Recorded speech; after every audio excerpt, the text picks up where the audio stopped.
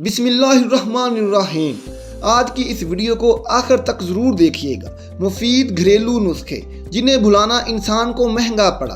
कब्ज़, जब आप किसी वजह से घर से बाहर ना निकल पा रहे हों तो कब्ज़ की सूरत में उसका खुश्क आलू बुखारे से इलाज किया जा सकता है। डॉक्टर इरन पालिस्की विडे के मुताबिक एक आलू बुखारे में 100 कैलोरीज और 3 ग्राम फाइबर होता है।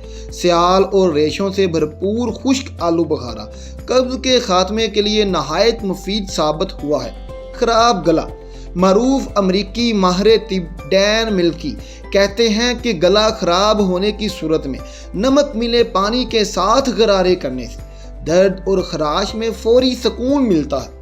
ताहम पानी में मुनासिब मकदार से ज़्यादा नमक शामिल मत करें। 8 औंस नीम गर्म पानी में नमक के लिए 1 चाय का चम्मच हल करें और इसके साथ इस अमर को यकीनी बनाएं कि गरारे करते हुए ये पानी गले के अंदर नहीं उतरना चाहिए।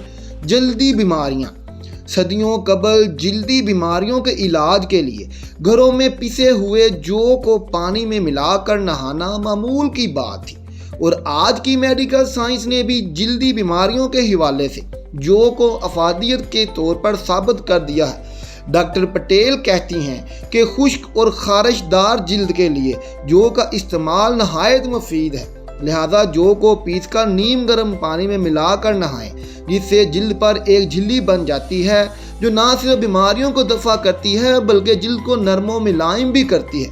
खांसी, इससे बढ़कर शायद कुछ बुरा नहीं हो सकता कि जब रात को सोते वक्त अचानक से शदीद खांसी की वजह से आपकी आंख खुल जाए, लेकिन घबराने की ज़रूरत नहीं, क्योंकि आज़मूदा घरेलू नुस्खे से इस परेशानी से बाआसानी निजात हासिल की जा सकती है। अमरीकी माहिर तिब डैन मिल्की का कहना है कि आज की जदीद मेडिकल साइंस ने यह साबित कर दिया है कि अचानक उठने वाली खांसी की सूरत में शहद से बढ़कर कोई दुआ नहीं। खांसी होने की सूरत में 1 चम्मच शहद चाट लिया जाए, जिसके बाद कुछ देर के लिए कुछ खाएं ना पिएं। लेकिन 1 साल से कम उम्र बच्चों को खांसी की सूरत में शहद हरगिज़ इस्तेमाल मत करवाएं, क्योंकि ये फ़ायदे की बजाय नुकसान का बाइस बन सकता है।